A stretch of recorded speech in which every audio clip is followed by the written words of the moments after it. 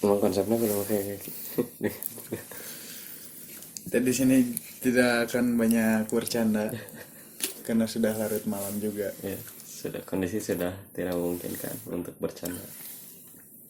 Takutnya digerebek Sama siapa? pemuda Pancasila. Wow, Pepe pulang pergi. Ya, bercanda. Boleh saya mengambil rokok? Silakan. Kita akan mencoba untuk tutorial rokok. Yang pertama, Pastikan punya tentunya rokok ya. betul. Rokoknya bebas. Ini disponsori sama Garam, Garam dapur, kapal api. kapal api. Garam kapal. Dan dibuka juga harus ada isinya. Iya. Jangan begitu dibuka ternyata isinya cuma janji manis doang. Ini guess ringan banget ya, Ya. kayak hukuman koruptor. Wah, I guess so weak. Yang kedua, pastikan rokoknya dengan keutuhan, Keutuhan tidak sepotong. tapi sempurna seperti ini. Ada badan. Sulap dulu dong, masuk hidung kata sulap dulu dong. Wow, luar biasa. Oke, udah ya cukup. Setelah itu Pastikan sediakan punya korek juga. Iya, jangan sampai kalian melakukan tindak kriminal karena ingin ngerokok tapi nggak punya korek ya. Contohnya seperti kalian tiba-tiba ngebobol Indomaret buat nyuri korek kan, nggak ada yang tahu kan? Wow, Indomaret dibobol. Kan bisa beli. Kan kayak temen gitu. Belum ya, siap. Ya. Itu masuknya ke kriminalitas balita ya, Iya. pencurian korek itu. Jadi koreknya udah ada, korek punya sendiri, beli dengan hasil keringat sendiri kalau bisa. Rokoknya sudah ada. Rokok dan korek itu harus seimbang. Seimbang. Iya, benar. Jangan ada yang koreknya kecil, rokoknya besar. Jangan ada yang koreknya besar, rokoknya kecil. Tapi hidup ini saling melengkapi. Ya, Setelah seimbang. itu Tutorial nyalain korek dulu tuh. nyalain korek. Jadi pertama ini tuh ada kayak roda-rodanya, ini tuh buat sebagai pemantiknya. Nah, di sini tuh sebagai buat apa? Ngeluarin gasnya gitu. Jadi gasnya keluar, dipantik jadi api. Nah, sedangkan di sini tuh ada buat ngatur tingkat apinya gitu. Mau gede, mau kecil gitu. Betul. Karena api yang gede adalah api asmara. Nih, guys. Tuh, ini gedenya, ini kecilin. Ya. Oke. Biasanya standar gimana kalau perokok? Nggak terlalu kecil, nggak terlalu sedang. Nggak terlalu gede. Nah, segitu aja cukup. Oke. Nah. Gini ya. Lalu arahkan api ke ujung rokok. Jangan ujung rambut ya. Yang sebelah sana. Filter, mulut. Enggak. Urutannya mulut, filter, lalu ujung rokok yang sebelah putihnya ya. Oke. Lalu nyalakan dan belum jauh. Nggak nyala, Pak. Iya, jadi si apinya dekatkan ke ujung rokok. Dan nggak usah sulap juga, Mas. Kok nggak kesedot? Karena ditiup. Harusnya disedot. Harusnya disedot.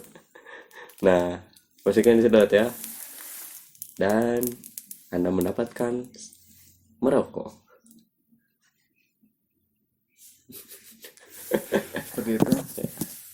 Karena opening kita. Ya.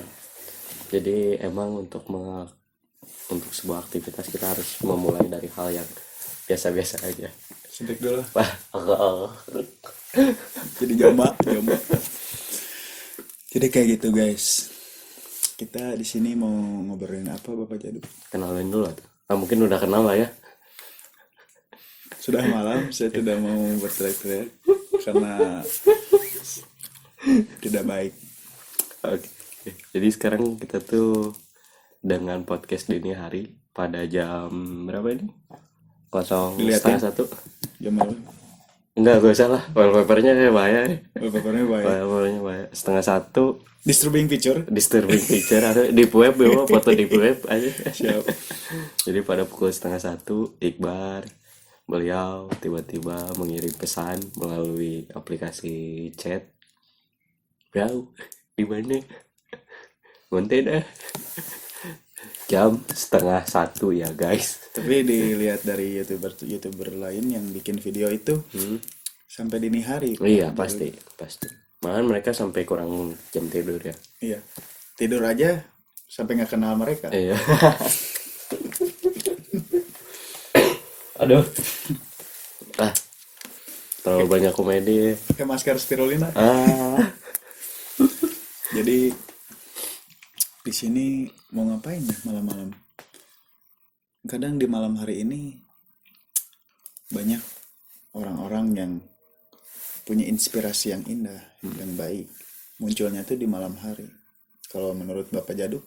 Tapi menurut aku malam hari itu iya oke, mungkin bisa menjadi sumber inspirasi Sumber untuk inspirasi.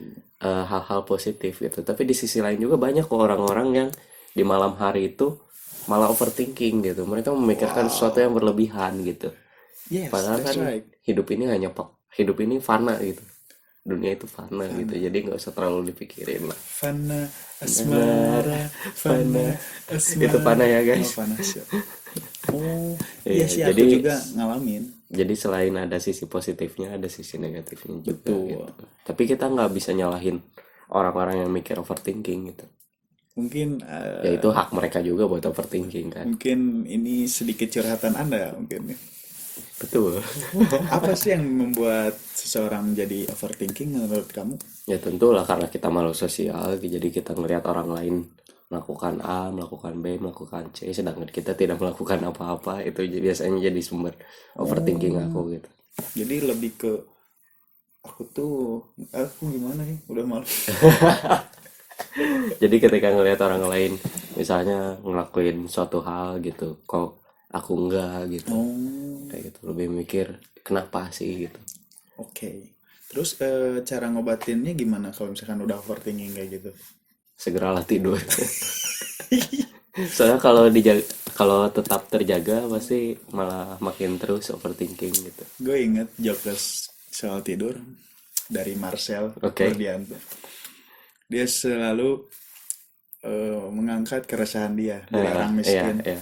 Sampai dia tidur pun kan sama adiknya bapaknya itu apa? Satu kamar gitu. Kan satu kamar ya rumahnya petak, udah tidur di situ Satu kasur ya. bareng motor lagi. Itu kalau tidur ngegas, tiba-tiba ngegas. Terus kalau tidur kata dia, kalau mimpi ya ketemu lagi mereka, ketemu lagi sama keluarganya katanya, kayak gitu. Saking sempitnya katanya rumahnya. Jadi sebenarnya tidur sendiri pun bisa menjadi momok menakutkan ya, bila mana kita overthinking, berpikir berlebihan. Ngobatinnya dengan cara tidur. Kalau kita ada inspirasi nih Pak Jadu, kira-kira apa? Kalau ada inspirasi tergantung kepada media kita mau nyalurinnya kemana ya. Kompas TV, Enggak, inspirasi Indonesia. maksudnya lebih ke biasanya kan ada orang yang tipikal dapat inspirasi buat mereka bikin kayak lagu atau mereka bikin inspirasi di malam hari, nemuin disalurinnya tuh inspirasinya tuh ke kayak ke puisi-puisi gitu atau ke lukisan-lukisan gitu. Dan itu tidak menutup kemungkinan media apa aja gitu yang bakal dihasilin, termasuk ya kita nge-podcast gini, bikin konten kayak gini juga, ini termasuk salah satu bentuk cara kita buat nyalurin inspirasi yang kita dapat gitu.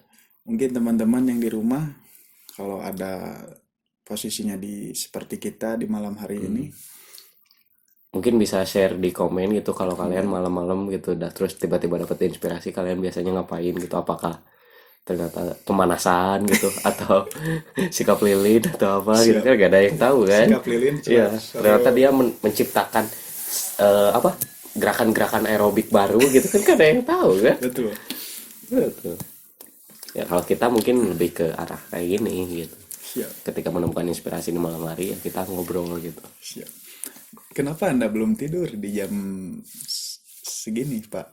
Karena seringnya diajak dadakan, jadi saya terbiasa untuk standby menunggu kabar. Siap. Benar, Pak Jaduk ini orangnya penunggu, bagus. Penunggu. Setia ya. Kalau kabar dari dia, Wah, selalu nanti. aman. Siap. Bentar, saya suntik lagi. Wah. Ini suntik tetanus. Oke, terus Di ini mana? awalnya nih malam-malam gini gitu Iqbar nge-PC aku gitu. Awalnya mau ngejakin apa gitu, konten apa sih gitu. Nggak tahu saya. Gak tahu tapi pengen ada konten gitu. Nggak tahu saya juga sebenarnya jiwa dan raga saya sudah melemah. Hingga akhirnya saya memakai hal-hal yang tidak mungkin orang pakai. Oke. Jaket, Saya kira bakal apa gitu ya. jaket karena dingin. Oke, oke, make sense. Oke. Bisa, bisa. Umur Nggak harus selalu yang negatif kan.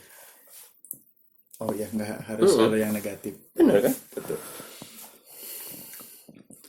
Hal apa sih yang pernah kamu ingat sejak dulu SD? Oke. Oke. Apa yang kamu ingat? Oh, kan nangkep. Sama teman yang Berarti kamu- temanya hari ini nostalgia gitu ya. Oke, Apa oke, yang oke. kamu ingat dulu pas SD sama teman? Kalau SD sih aku tipikalnya pendiam ya. Emang bener-bener pendiam gitu. Justru mulai kayak coba-coba bersosialisasi itu ketika SMP nih. Jadi ketika SD tuh bersyukurnya tuh berteman sama bapak ini nih, sama Iqbar gitu. Soalnya kalau nggak ada Anda dia tuh, bersyukur, saya bersabar. soalnya kalau nggak ada dia tuh emang bener-bener nggak akan main gitu. Nggak akan main. SD tuh emang tipikal aku tuh kalau mau kuliah mah ya kuliah pulang gitu ya, mau sekolah balik Oh gitu. jadi kamu di SD nggak ada momen nih yang kamu ingat gitu, yang kamu ingat sampai sekarang? Ya paling momen yang diingat mah upacara nginum susu nu selang 2 meter ya lu. Tahu kok gitu. Terus zaman-zamannya lagi musim-musimnya ini apa? Pang-pang gitu ya, pakai emblem-emblem gitu. Tadi itu aslinya apa? Emblem pramuka atau Emblem masih emblem. ada sabuk yang Pakai spike ya, gitu. dan Malah sekarang sampai ke topi-topi ke upacara pakai spike aja. dan sekarang saya lihat banyak bocil sama yang orang-orang ABG yang kembali lagi ke zaman kita dulu. Iya. Tapi suatu ironinya tuh pernah ngajar gitu ya di SD. Serius ya, serius asli. Jadi ngajar di SD. Ngajar apa? Ngajar bener-bener ngajar gitu. Jadi lagi ada program apa gitu, terus aku ikutlah jadi volunteer gitu Oh iya. buat ngajar gitu. Jadi ngajar.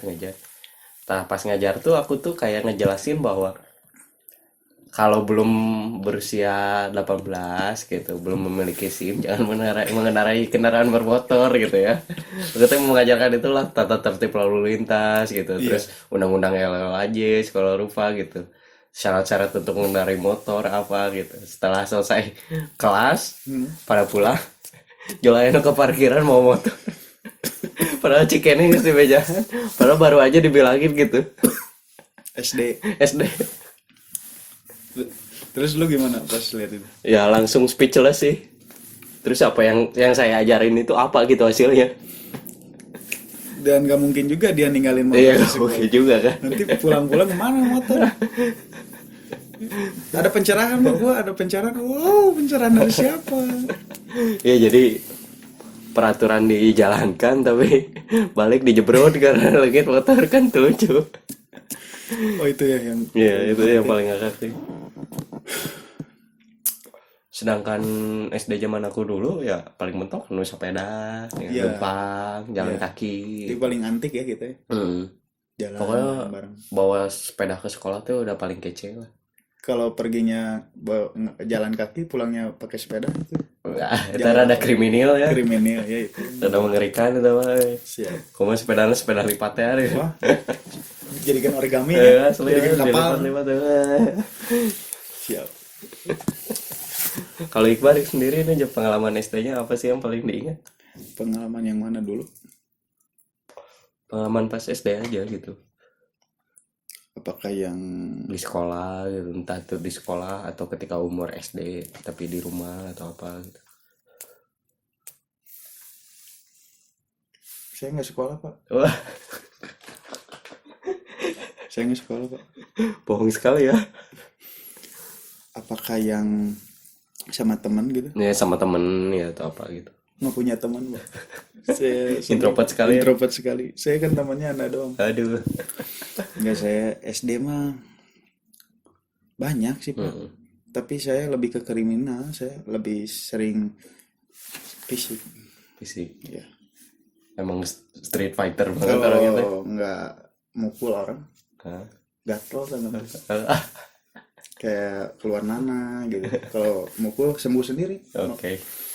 Jadi parah. Jadi healing factornya tuh dari mukul ya. Iya, Ngeri ya. jangan, Jangan. bahaya, Pak. Ngerikan lah ya. Sebenarnya banyak sih nostalgia sekarang, tapi karena mungkin saya tenang. Sebenarnya konten ini tuh lebih ke kalian melihat muka kita, muka penuh perjuangan untuk membalikan keadaan, dimana di umur segini kita yang tahun 98 mulai merasakan dunia lapangan, mulai seperti apa yang mau lulus, Mulai merasakan keresahan jiwa. keresahan jiwa asli. Mulai inilah terhantam oleh realita.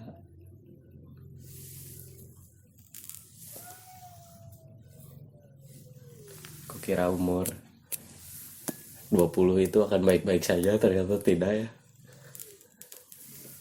Ternyata Pasti ada lika-liku hidup, proses hidup namanya juga ya.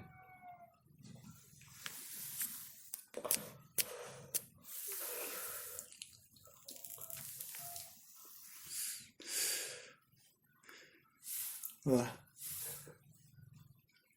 saya harap kalian bisa semangat hidup. Terima kasih. Saya Iqbar. Udah. Saya Jaduh. Assalamualaikum warahmatullahi wabarakatuh.